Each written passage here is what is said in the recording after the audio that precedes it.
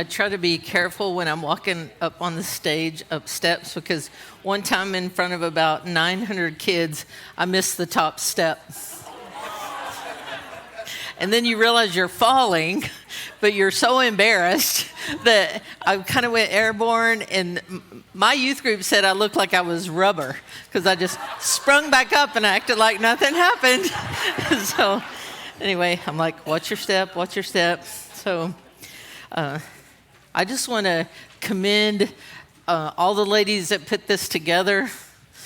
I actually have and because for this being the first women's conference, it's amazing. Y'all should be so proud of them yourselves. So, and thanks for coming, and your worship team's amazing. All the guys serving, it's been great. So, good job. I also want to give an apology. I honestly, I don't want to offend anybody. Sometimes stuff comes out of my mouth, but I'm like, I hope I didn't offend anybody talking about COVID, because, you know, we operate in a spirit of offense these days. Just honestly, everybody's offended about everything. But honestly, I'm not trying to offend anybody. I'm just trying to get us to not walk in fear. And none of us had walked through that season before. It was new for everyone. And we all walked in fear for a little while until we realized that it wasn't a big bad wolf, it was fear was a liar, and we didn't have to live in the fear that's constantly being put on us. But anyway, so if I offended you, I really am sorry. Anyway, okay, so we talk a lot about freedom and stuff, and I want to tell you my journey to freedom, how I got to where I am. And it started when I was a youth pastor. Actually, I've lived in 4 states. I grew up in Texas. I went to Oklahoma State University in Stillwater, Oklahoma. So I lived in Oklahoma for a little while. And then I lived in Indiana, Hoosier State, Muncie, Indiana is where I lived. And then I moved from there to Florida, and then from Florida back home to Texas. So I've kind of been around. But when I was a youth pastor in Indiana, that's where God did show up in kind of a profound way. There were 65 kids in the youth ministry when I got there. My pastor had a real heart for kids, and he said, find something that works, we'll implement it. And so I did, and our youth group just exploded. And you can't imagine, 600 kids every week. It was like doing a major conference every week. I had 200 volunteers and just church members that volunteered. And our church only had about 1,500, 2,000, but our youth ministry had 600. And my friends, this crazy thing, it was a United Methodist church. It was a charismatic United Methodist church, to go differently, but my people, all right. I was involved in the charismatic Methodist movement. It was called Aldersgate Renewal Ministry, and I was on the board of directors of that. But anyway, we had a charismatic United Methodist Church with a phenomenal youth ministry. And so my friends from all around the country would fly in. We held youth ministry conferences so they could see what we were doing with our youth group. And we were really hitting things on all cylinders. We had 600 kids on Sunday nights, but every Wednesday night we did the divide and conquer, and we had them in small groups in people's homes. And so they were pastored by multiple people, and we had 33 different schools that came into our youth program, but so we had that many small groups, and things couldn't have been better. And I was praying about what to do one week, and I felt like God told me, talk on loneliness. And I remember thinking, loneliness. Yeah, I bet there's a few kids that struggle with loneliness. I'll do that. And so I found a video of teenagers talking personally about being lonely. And then I worked all week on this fantastic sermon about loneliness. It was awesome. And the night comes, and and the only place that would hold us was our church auditorium. So we're all in the church auditorium, and I said, hey, you guys, I was praying this week, and I felt like God showed me that some of you are lonely. And he wants to speak to you tonight. And you're going to watch a video of teenagers just like you sharing their experiences with loneliness. And let God touch your heart. That's about all I said. And I went off the stage and I sat right down in front. And I remember I'm looking at my notes of my fantastic sermon I'm about to give. And not really watching the video. But I hear this behind me.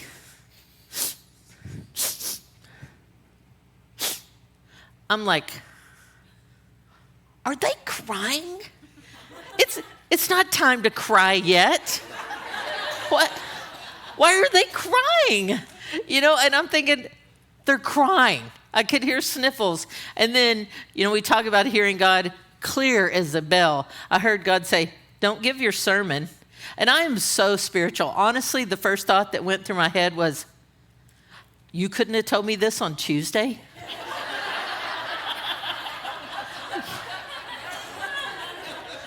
And then the next thought I had was, what in the world am I going to do with 600 kids for this time that we've allotted? Because we were in 2 different buildings. So in this building of our church, all of our volunteers that had just been hanging out with these little darlings, they're getting a break, right? And now they've moved to the auditorium, and another set of volunteers that were altar counselors and things like that. They're the ones dealing with them now. And I can't very well say, okay, you're dismissed. Go back over there and play, because they're going to kill me if I do that.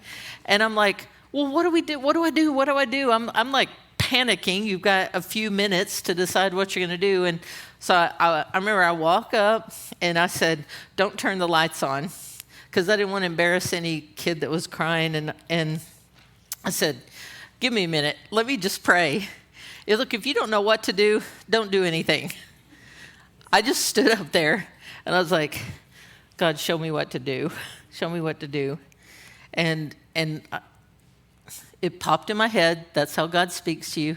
This thought pops in my head. And I thought, okay, I'll do that. And you got to realize at this time, I'd been a youth pastor for over 20 years, and I knew how to give an altar call. And I knew the altar call I was about to give was a hard one.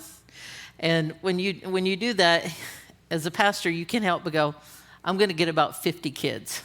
There'll be about 50 kids. You kind of estimate the number, how many are going to respond to this. But this is the night, honestly, my world fell apart, because I said, okay, it's really clear that video struck a chord with some of you.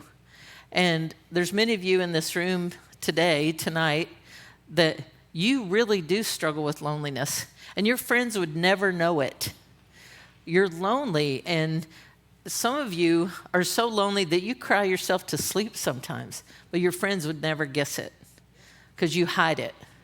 I said, I'm going to ask you to be brave tonight.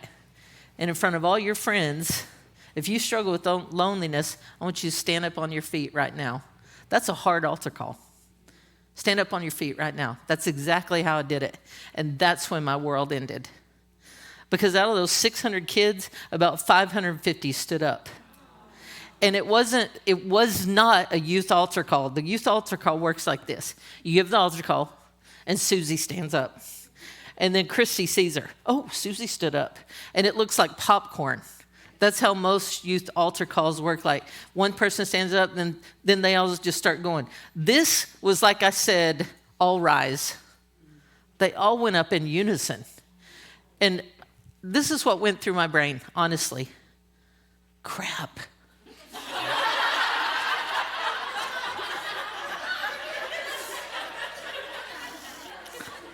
I'm sorry if that disappoints you and me. But 550 of my youth group kids just stood up and told me they cried themselves to sleep. I was destroyed. And I said, hey, a friend of mine wrote a song, and it's just him on a piano. We're going to do this at the end. You can look at him. His name's Dennis Jernigan. He's just going to sing this song. But let this song touch your heart. Close your eyes. You can look at him for a minute. Close your eyes. Receive this song to your heart. And I said, just start the music. I didn't go sit down. I mean, I was just like this. I am this close to those kids, so I can see who's standing up. The lights were down, but my eyes had adjusted. And those sniffles, like that became this. Sobs, sobs, sobs. I mean, it was horrible. My security team, they usually worked up and down the aisles and stuff. They were going out the back door. And I'm like, what in the world? This is the worst night ever. What am I going to have to deal with when I get off this stage? Because we had someone arrested before at our youth ministry and all that. And so I'm watching all these people going out, security. I'm in there by myself. All these kids are sobbing. And, okay, now I want to press pause on this story. I love my pastor, but my pastor loved to tell the lonely night story. And this is how he would tell it. He would say, church, because of your faithful giving, we're reaching kids that no one else is reaching. All true, all true. Our church sacrificially gave, sacrificed buildings, space, all that kind of stuff so we could reach lots of kids. He said, Pastor Beth did a teaching on being lonely, and all these kids that we've reached from unchurched homes. Now, it is true, 66% of all the kids that accepted Christ were unchurched. That was amazing. We were reaching unchurched kids. But he told the lonely night story, and he said, Beth talked about being lonely, and all those students from non-Christian homes came here and felt the love of Jesus. Church, thank you for giving. So those kids that are not from Christian homes could experience the deep, profound love of God. The only thing about that, it wasn't true.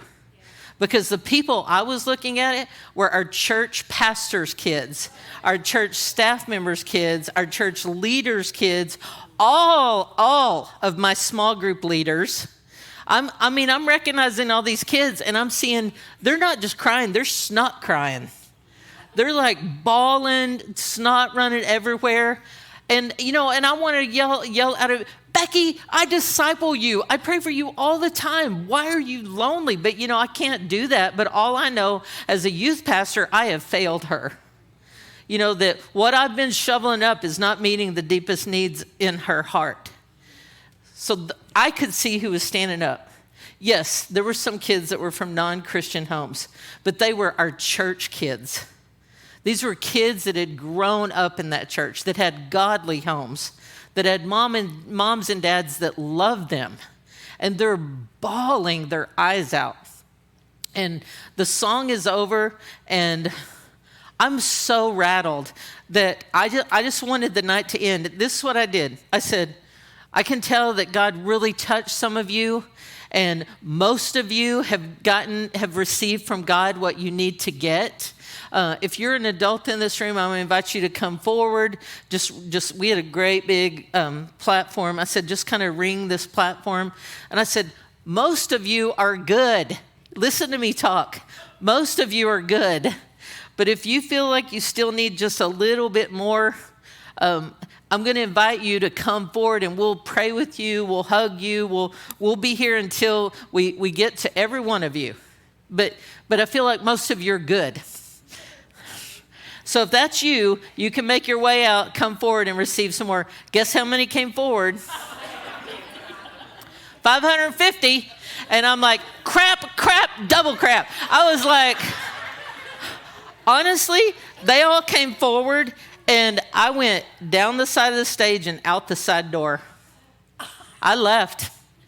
I was so rattled, so like, what in the world, And I walked around the side of the building. I came into where our security was to find out what issue I needed to deal with. And I walked in, and our main guy, David Haynes, goes, "Don't you ever do that again." I said, "What? All that crying." And I said, "Well, why are y'all in here? What's going on?" They're like, "We couldn't listen to that." It was a bunch of men, daddies, that couldn't handle all that crying. And they'd all one at a time walked out and found each other, and they're mad at me for making those kids cry. And I'm like, you big babies, and anyway, I said, look, it shook me up too.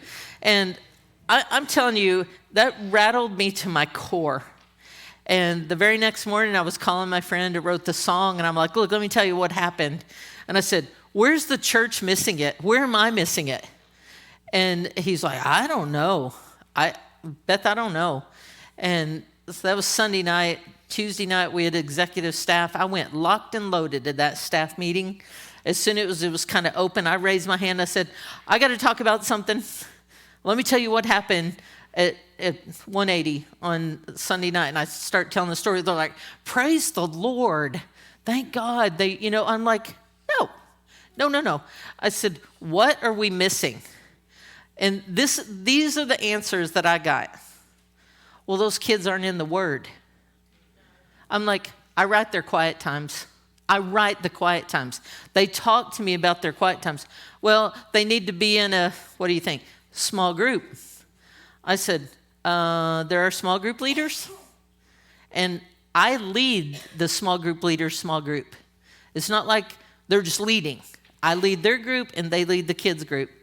What else do you think they said to me? They need to have a quiet time. They need to be in a small group. They need to pray. All the things we tell people to do, they were doing it.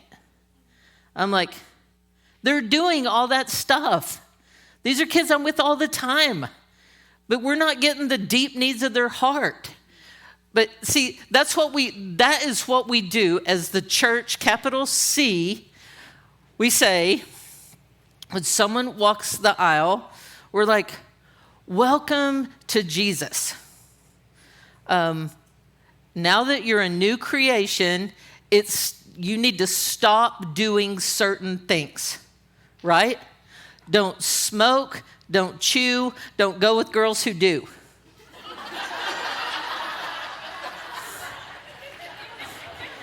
Here's the church rules. If you don't think there's church rules, think again. Because Christians, we don't cuss at church. We cuss in our cars. All right? But you don't get to church after Clemson has lost a ball game and yell across the lobby, did you see that blankety blank? Because everybody at church will be like, ooh, all the air would get sucked out because that is against the rules. You know I'm talking truth, right? Because we have the prohibitive method. We tell people, now that you're a Christian, stop doing these things. Stop doing these things. And then we give them the prescriptive method. Welcome to Jesus. This is what you do. And it was all the things that they gave. You need to start reading your Bible. You need to go to a small group. You need to have a quiet time. You need to get involved in a local church. Now, please, please, please do not hear me say, wow, Beth is against reading the Bible. Beth is against church. Beth is against small group. Beth isn't against any of those things at all. In fact, I'm pro. But I'm saying if those were truly the answers, if stopping this behavior and picking up new behaviors and new patterns really was going to change the world, we'd have been a whole lot farther along than we are right now. Somehow we are missing it. In my youth ministry, even though we had the numbers and we had decisions and all that, a room full of 550 crying kids showed me that somehow I'd skipped the tracks. And it tormented me. I could not find it. I could not figure out, what are we doing wrong? What are we doing here? And so basically, I put this lens over my heart that basically said, the church doesn't meet the deepest needs of people. The church does not meet the deepest needs of people. And it wasn't much, I was already married when this happened, and we wanted to adopt children. My pastor didn't think I could be a mom and keep that kind of youth ministry going, and kind of made me make a choice, and he never thought I would make the choice to be a mom, but I did, so we moved to Florida so I could be a mom. And so I'm in Florida helping plant a church, and I'm the executive pastor, and I'm doing really exciting things like negotiating health insurance rates for our staff. Woo, so fun. And people, I hated these words. Hey, Beth, could I come by your office this week and talk to you? I'm dealing with something. I hated those words because you know what? I didn't feel like I had answers anymore. And I'd think, okay, we got a new Beth Bible study coming up. I could recommend that. I just did not like those words. Hey, can I come by and see you? You in a small group? You having a quiet time? I just didn't think it was working. And we came home to Texas for Christmas, and one of my former bosses and a dear friend was like one of the top guys at Gateway Church, and we wanted to go out to dinner and see each other again. And we're over dinner, and I just looked at him and I said, does Gateway Church actually have a ministry that helps people? He laughed at me. I said, I'm serious. He goes, what do you mean? I said, I don't want you to tell me about a new Bible study. I don't need you to tell me about any of that. I need to know if there's a ministry that gets down in the raw and dirty and gets in the souls of people and truly helps people. He goes, well, yeah. As a matter of fact, we do have one. And I went, you're kidding. I didn't even believe him. And he goes, yeah, we have a ministry that digs deep. And I said, hook a girl up. And he did. And because he was pretty high up here, I got some help. And I'm in Orlando, Florida, and I started getting phone calls. And here's another amazing thing. It's amazing how many people feel called to go to Orlando, Florida in January and February. So many people volunteered to come meet with us. And so we had some people fly down, and I'm trying to learn this ministry to help all those people at my church that needed help. And I want to figure out what happened with all those kids. And guess what I discovered? The one that needed the most help, do this and do this. It was me. It was me. I was trying to learn a ministry that would get down deep. And what happened was I changed. But my story started by my world blowing apart. And I'm going to cover some areas because I think we've already talked about how the enemy hates us. But he actually does more than hates. He wants to destroy you. And he wants to steal everything good from you. And we're going to look at 4 areas where the enemy attacks us. And so if I have a goal, it's try to convince you that you're a mess. Some of you already know you're a mess. But I did not know I was a mess. I thought everybody else was a mess. But then I've studied and I've done this long enough now that I'm like, wow. And I'm going to read a really familiar passage of scripture. And I remember I was in Roanoke, Texas, sitting at my dining room table when I read this, and everything about it hit me differently. And it's really common. It's Matthew 3, starting in verse 16, and I'm going to read through chapter 4, verse 11. And it's common, but here we go. When he had been baptized, Jesus came up immediately from the water, and behold, the heavens were opened to him, and he saw the Spirit of God descending like a dove and alighting upon him. And suddenly a voice came from heaven saying, "This is my beloved Son, in whom I'm well pleased." Then Jesus was led up by the Spirit into the wilderness to be tempted by the devil. And when he had fasted 40 days and 40 nights, afterward he was hungry. Understatement right there. I bet he was hungry. Now when the tempter came to him, he said, "If you're the Son of God, command that these stones become bread." But he answers and said, "It is written, man shall not live by bread alone, but by every word that proceeds from the mouth of God." Then the devil took him up into the holy city, set him on the pinnacle of the temple, and said to him, "If you're the Son of God, throw yourself down, for it is written, he shall give his angels charge over you, and in their hands they shall bear you up, lest you dash your foot against a stone." Jesus said to him, "It is written again, you shall not tempt the Lord your God." Now, I had heard sermon after sermon over these passages, and every sermon I ever heard was something like this. When the enemy comes in and tempts you, you have to respond with what? The word. You have to respond with the word. I'm not anti-word, but as I was reading that, I was like, that's not the point. That's not the main point of this. It is an important point, but the main point is here Jesus had just been baptized, right? All right, what happens when he gets baptized? The heavens part, dove comes down, a voice says what? This is my beloved son in whom I'm well pleased. And people heard that, right? Jesus heard that. Other people heard it or it wouldn't be recorded. So he just heard, this is my beloved son. God said that to Jesus. All right, he goes away, he fasts, and when Satan comes at him, he says 7 words. What does he say to him? If you are the Son of God. What had God just said to him? You are my beloved son. I'm like, oh my gosh, that's the main point. The main point is we have to know how the enemy is going to attack us. If he attacked the Son of God this way, he's going to attack us this way. He attacked the very core of who Jesus was. What if Jesus had believed him? What if I'm not the Son of God? What if I'm not? What if Jesus doubted the way we doubt? We get a word from God sometimes and then something bad happens and we're like, I guess I'm not who they said I was. We waver. But that is exactly, the enemy came right at him. If you're the Son of God, basically saying, prove it. Perform. He attacked the very core of who Jesus was. And that's exactly how he attacks us. The enemy attacks the very core of who we are.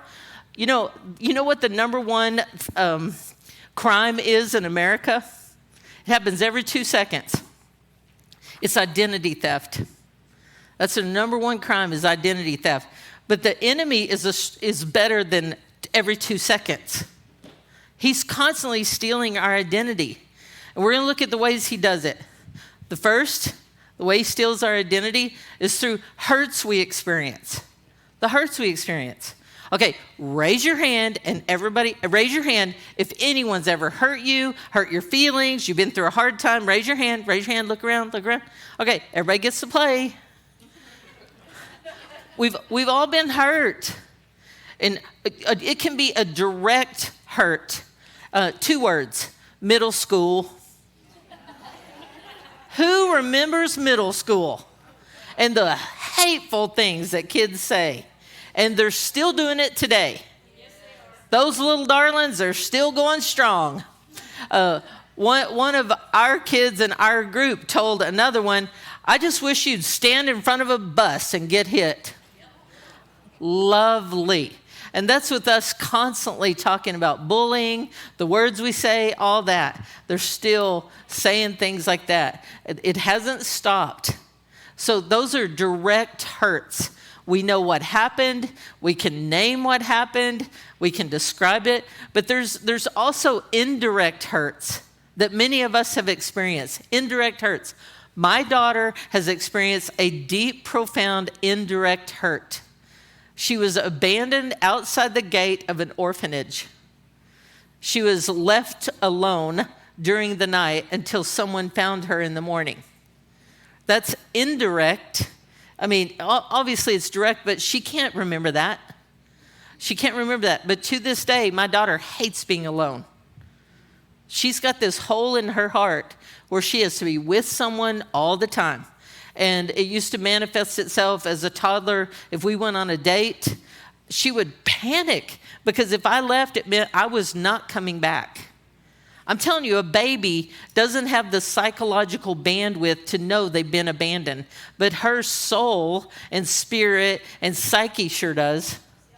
Whatever happened to her as a newborn, her soul remembers. So I used to have to tell the babysitter, do not make her go to bed. She's going to want to wait up on me. So tell her she can wait up on me, have her get a blanket and a pillow, and she can wait right here. If you'll do that, she won't cry and she won't fight you. She'll go right to sleep. Then I'll carry her up to bed when I get home. But it's like because she knows she's been abandoned before. That's a kind of an indirect hurt. Another one would be, our dads are supposed to give us certain things, identity, protection. And if your dad leaves you, you don't have that. You may have the best mom in the world, And a mom may try to give everything she's got, but there's certain things that a dad gives, or vice versa. There's certain things that only a mom can give, nurturing, cherishing, all this kind of stuff. And if you're raised by a dad, you're not going to get some of those things. So your psyche, your soul knows it indirectly is wounded because you missed some of that. I'm just so thankful that time heals all wounds. The enemy was great putting that in circulation because it's nothing but a lie. Time heals nothing. Time heals nothing. Basically, what I'm going to do is I'm just going to throw a whole bunch of stuff out there. If it fits you, let it. If it makes you think, let it. But I'm just telling you, we have dysfunctional families. We weren't brought up. We were raised two families. Your family's from divorce, and so you're juggling all that. That does things to your soul. You know, we're supposed to receive certain things. Maybe you went through a huge church split. That can even damage you.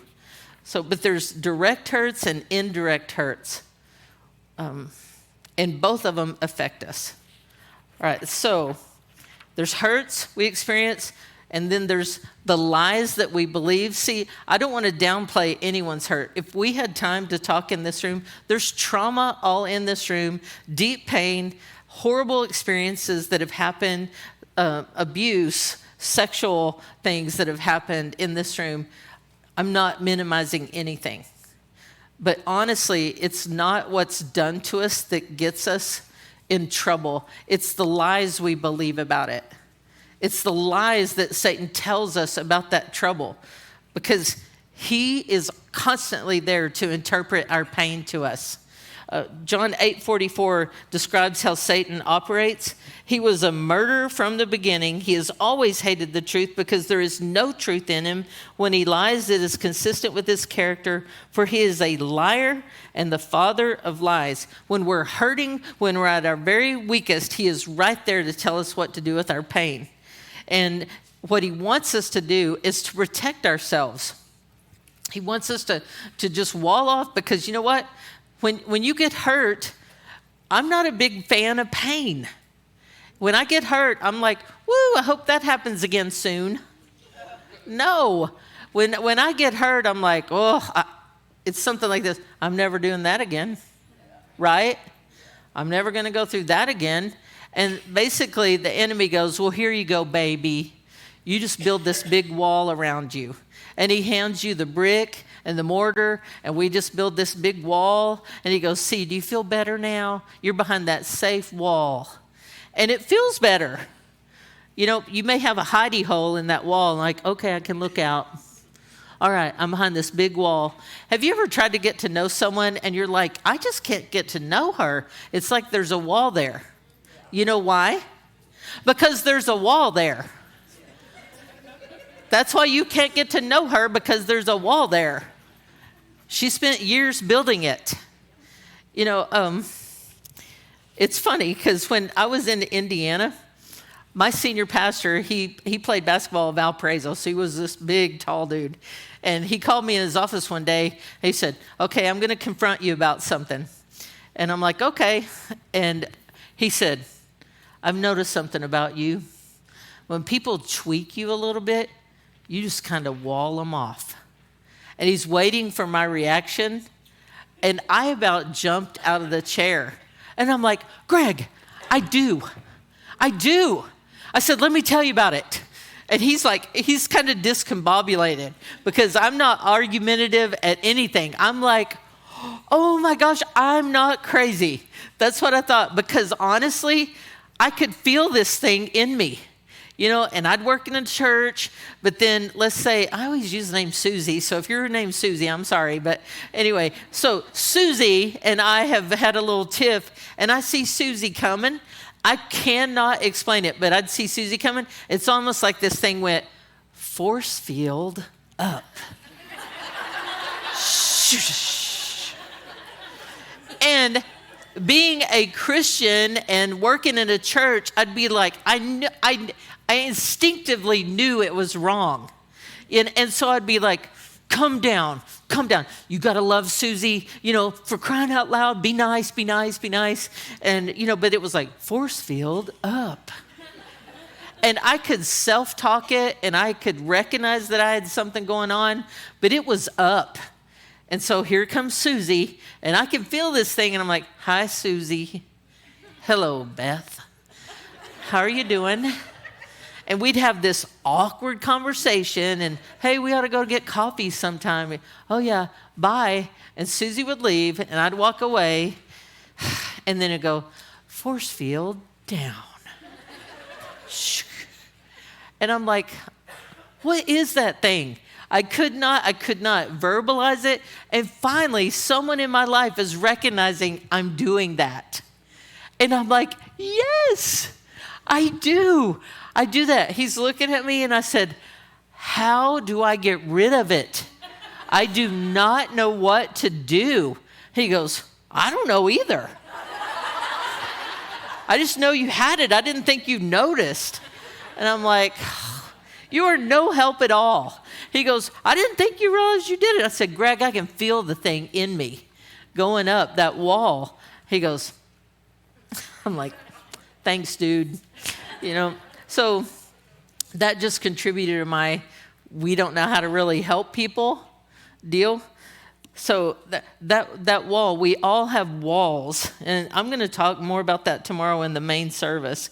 But I'm telling you, the enemy doesn't fight fair. He goes after your core identity, and he will specifically go after the areas where you are the most gifted, right? So he uses our hurts.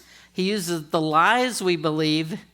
And then in the midst of that, you have gifts and talents, and he wants to destroy those. He really does. Those personality tests we all take, and strength finders, and I don't know, I'm just off the top of my head, Myers-Briggs, Enneagram, all those. You know how I feel about all those? I just hate those things with every fiber of my being, because I never get the nice gifts. Never. All you strengths finders people that have the gift of woo, well, good for you. Happy for you, positivity, all that kind of stuff. Awesome. I will never sign my email with my strength finders. I won't. Because it's like, oh, no. And then one time I was in a workshop, and they said, what's the hardest Enneagram number to have if you're a woman? They're like, oh, that's easy. You don't want to be a woman who's an 8. I'm like, hello, hey, yeah, peace out. I was like, it's so hard, and it's funny because I used to work at Gateway Church, and we would do teaching on the masculine and the feminine. I never did, but in my department we did, and I would always sit in the back. And so I would sit in the back, and they'd lay out all this stuff about men, and I would lean over and I would say, it's official. I'm a man. So I was gender confused before it was cool.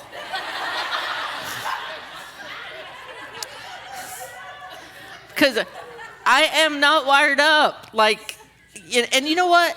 That is okay. That is okay. You can be athletic, you can be passionate, you can be driven, you can be all those things that are typically man gifts and be a woman. Amen. And you can be a man and be sympathetic and empathetic and a counselor and all that, and nothing's wrong with you. But we pigeonhole certain people, and I never felt like I fit in. I'll never forget, this is when I worked in Abilene, Texas, and way back in the day, years ago, we went to a conference with some key leaders, but they made us take a spiritual gifts test. But before we took it, they said, write down the gifts that you hope you have. And I happened to glance down at my senior pastors, and he wrote the words, hopefully leadership. And as someone who worked for him, I thought, oh, yes, hopefully leadership for him, because he is hard to work for. And so we take the spiritual gifts test. I score mine, and I just keep my hand over my answers. You want to know why? Because leadership is my number one gift. My number 2 gift was evangelism. So I just hit it like that. And I remember looking at his, and his was mercy. And I remember thinking, God, what are you thinking? He needs this gift. I'm way down the totem pole. I'm way down here. And I'm a woman. Why did you give me this gift? This is such a waste. He needs it. He really needs it. I work for him. Really needs it. And I was kind of eaten up about that. And the speaker, he finished, and he turned around and he goes, I forgot something really important. He said, women, you can have the gift of leadership. He said, I guarantee you, some of you ladies tested out that you have the gift of leadership. And he goes, ladies, he started yelling and he started hitting the pulpit. He goes, lead, lead, lead. And as he's doing that, I could almost feel chains breaking off of me. And I'm like, I'm not a mistake. I'm not a mistake. And what Pastor Tracy did here today was so important. It's one thing for me to say, come on, ladies, lead. God's called many of you to lead. But when a secure man stands on a platform and said, we need some of you ladies to lead, things happen in heaven. I don't know how to explain that. But when a man will make room for women to lead, it empowers you to lead. But you can lead. You can have the gift of leadership. And no matter what your gift is, that's what I'm trying to tell you, that no matter what your gift is, Satan will convince you it's not good. You don't have it. Something's wrong with you. You're too sensitive. You cry too much. I bet some of you have been made fun of because you cry too much. And so you've worked to control your emotions. Do you know that tears are a gift? When I'm really hurting, I don't want somebody like me. I want somebody like you. Like when I'm really hurting and I can't cry, I want some of you to come up and start crying. I'm like, I'm so sorry, Beth. And I'm like, yeah, what she's doing right there. That's how I feel. I want a crier. I don't want somebody hard or whatever like me. I want a crier. Tears are a gift. People that are artsy fartsy, you guys are a gift. You are. All you Pinterest people. I am the queen of Pinterest failures, but you inspire me. I can look at your stuff and be like, yeah, that's how it's supposed to look like that. We need you to step up and use your gifts and be who God created you to be and write those stories, write that poetry, build that, cook those meals, design that, whatever it is you're going to design. But I'm just saying, no matter what gift it is, I guarantee you Satan is attacking it.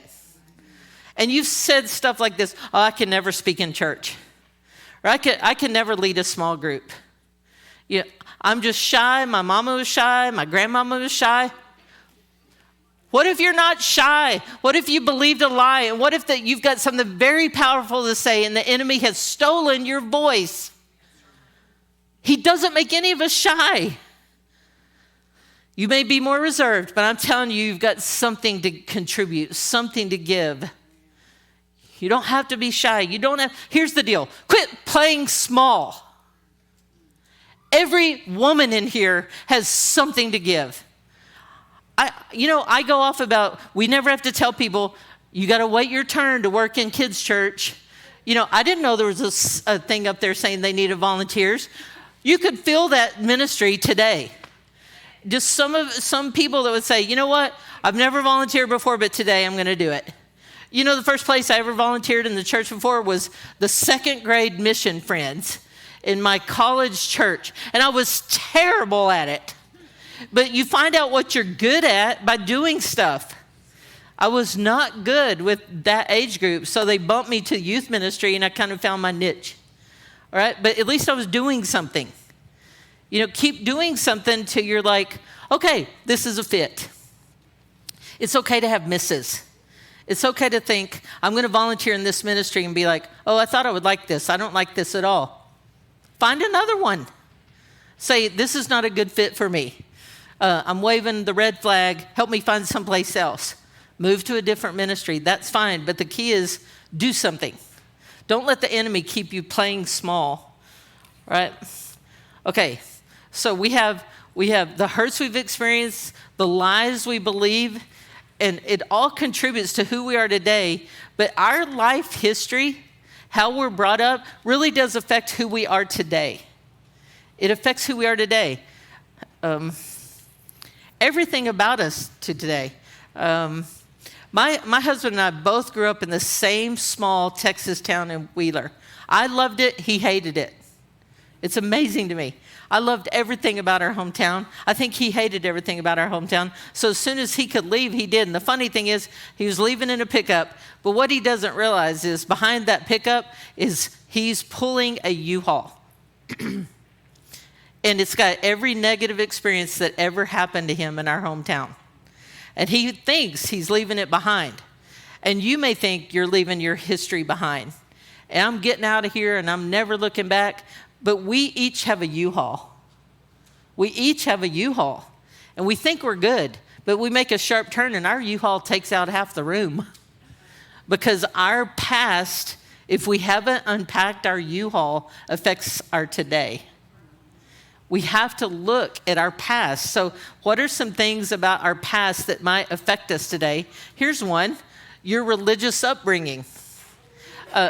Okay, so how many of you maybe were brought up hardcore Southern Baptist, Pentecostal holiness, Assembly of God? Okay, how many times have you been saved? All right. Is God still mad at you? All right, where's my Methodist friends? Whoop, whoop. Okay, here's this reality for most Methodists. God was never mad at us. He really wasn't. I mean, I didn't become a Christian in my Methodist church because I didn't hear sermons like that. God is love. He loves us all. I had to be convinced that I was a sinner. I was like, well, I try to be kind of good, and then I'm going to make it into heaven because I'm a good Methodist. And I was like, what do you mean one sin will keep me out? What are you talking about? I mean, once I understood the gospel, I received the gospel. But so many people grow up under preaching where it's presented that God is this mad judge, just watching for you to make a mistake. And he's not mad at you. You know, he loves you.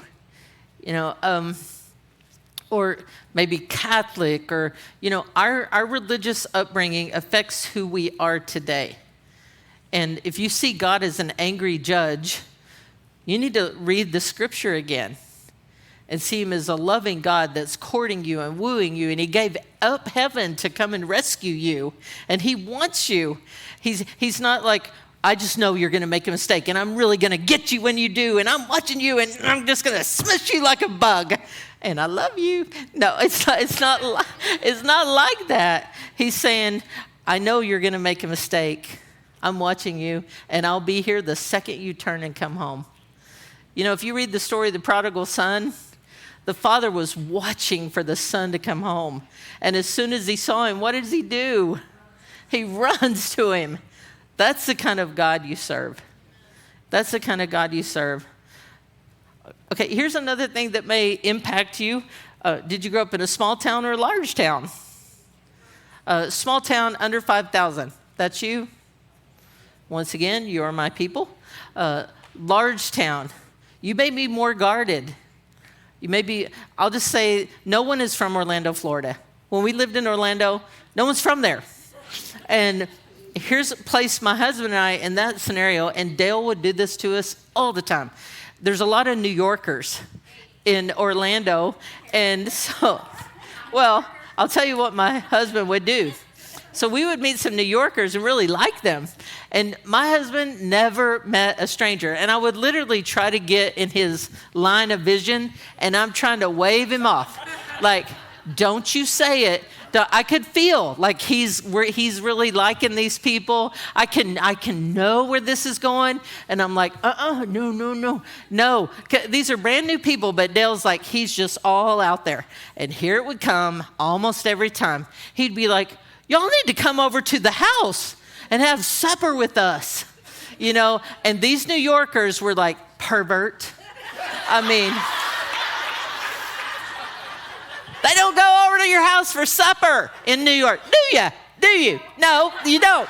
And so it's like, I was like, oh, he blew another relationship. I was like, you have got to quit being so friendly. He goes, I don't know what else to do. And I'm like, New Yorkers don't go to supper. Invite them, let's just go out to lunch or something, but you're invading their space. Their walls are here. And so I'm like, we have to earn their trust. Don't. But I'm just saying, do you see how we're a culmination of our background? And if we haven't looked at our background, like, why do you act and react the way you do? It's worth asking that question. Why do you lose your temper at certain things? Why do certain things scare you? Why do you have certain habits that you do? Why? What else okay, but let's do birth order. Where's their firstborns? Hold your hand up. You were probably here first today. You're responsible, and you're the first to do things. You did have more rules. We're sorry about that. But you're responsible. Good for you. Where's the babies? Yeah, you're so cute. You are the cutest in here. You're so cute. And the people who already have their feelings hurt, middle children. All right. Everybody look at, no, keep your hands up. We see you. You're not invisible. You matter. You count. Okay? But things like that can impact you. We may not think it does, but everything does count. It does count. What was your family like? Did you have a strict dad? Did you have a strict dad? Did you have a non-existent dad? You have a dad that abandoned your family, and then some pastor goes, God is your loving father. Oh, great. Great. He's going to yell at me, or he's going to leave me. You see how it all counts? It's worth unpacking the U-Haul. Look at everybody at your table. They're each a mess. Every one of us.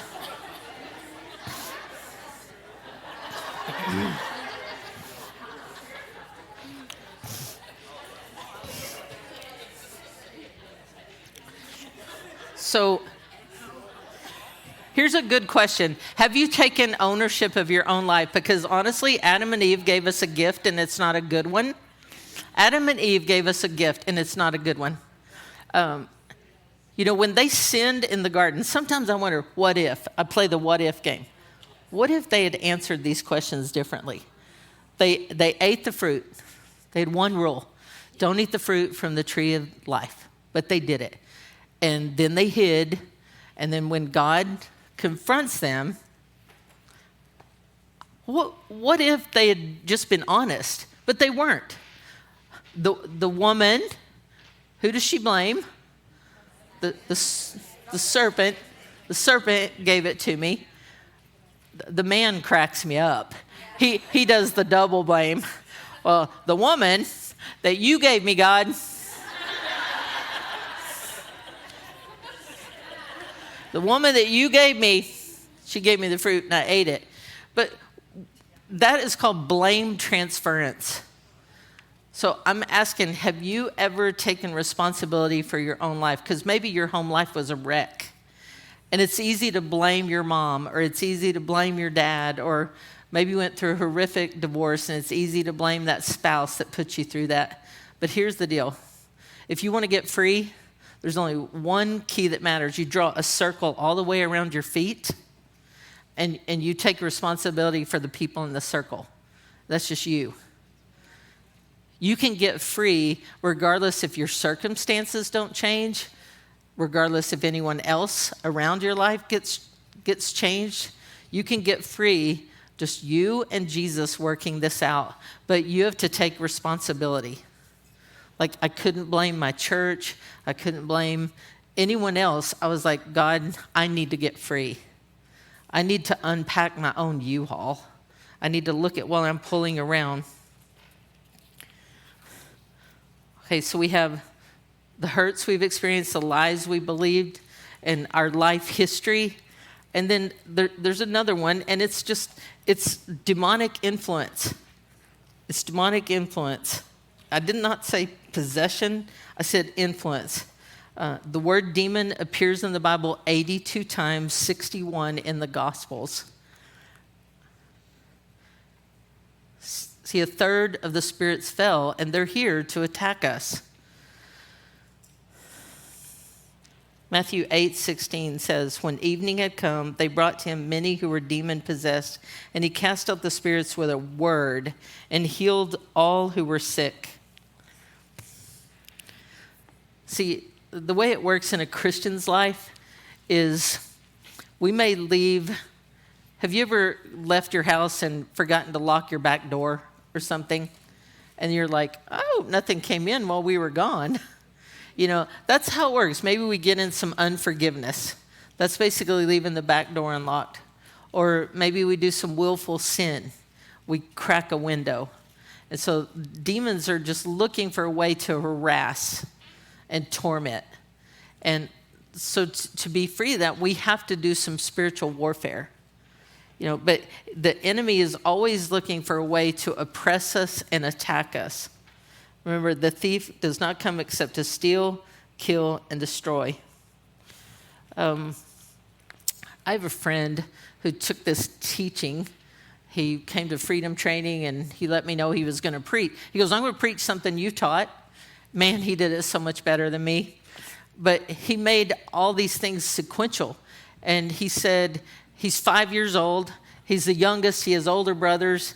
And at church, someone showed him pornography. He knows it's wrong, but he also thought it was pretty interesting. But he thought, I need to go tell my parents because I think this is wrong. On his way to tell his parents, a sweet little old lady in his church got down and called him by name and said, I've been meaning to talk to you, but you need to know you're the pastor's son, and it's very important that you are perfect.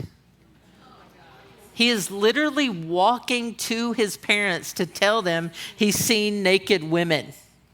And someone he really respects tells him, everyone's looking at you. It's very important that you be perfect. Do you think he ever finished that walk? No, he never finished the walk. It wasn't the first time he got exposed to pornography. So now he has an open window, right? So here comes more pornography. As he gets older, it has a different chemical reaction. All right, so now he's getting kind of a pattern here. But yet, he loves God. So he's tormented. He knows it's wrong. He wants help, but he can't ask for help. Why? He has to be perfect. So he can't bring himself to ask for help. And so now he has a pattern. He believes these lies. And he gets older. He's a young adult, like college age, and he feels called to ministry. Now, our world would label that young man a porn addict. That's the label we would put on him. He got so desperate to break free from this because he was called by God.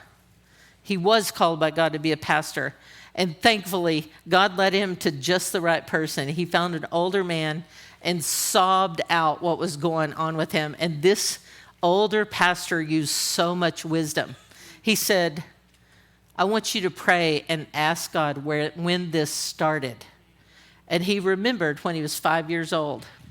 And this pastor looked him in the eye and said, you are not a porn addict. You had your innocence stolen from you.